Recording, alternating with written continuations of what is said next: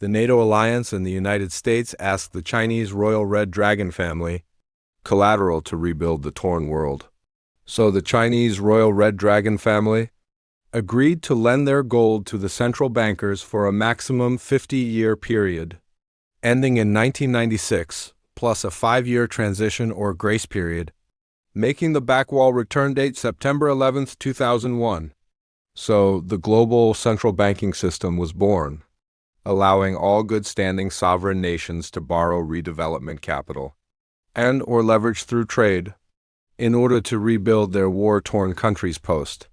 W2, now to fully understand the amount of gold loaned to the free world by the Red Dragons, one must first understand that gold has been mined across Southeast Asia for over 5,000 years, and these 26 different factions of Red Dragon families hoard, maintain, grow, and protect their assets with unparalleled commitment. So when they agreed to lend their gold, they expected to get it back at some point in time.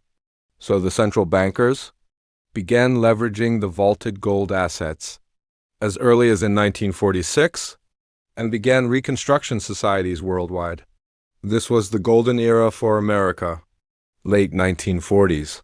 Through the mid-1960s, growth seemed endless in the USA, but sadly, ultimate power always corrupts. Ultimately, the central bankers decided to keep the gold for themselves and began devising a strategy to accomplish this evil end.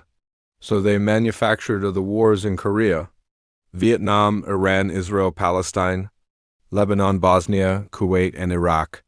Then came 9/11s, which lead current military and financial pathway into Afghanistan.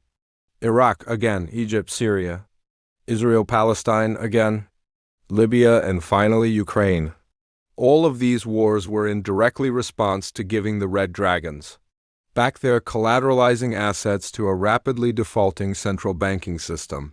The Red Dragons demanded payment for derivatives, debts on Lehman Brothers in 2007, and insisted that their gold interest must be paid back.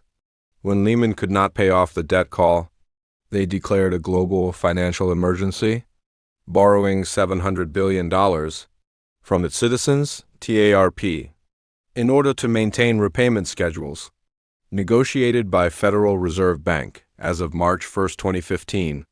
The Fed, nor the United States of American Corporation, founded in 1871, has the liquidity left to satisfy its debt repayments, and thus have turned over the U.S. government to white knight military leaders within the U.S. Pentagon, and they now run the country's affairs.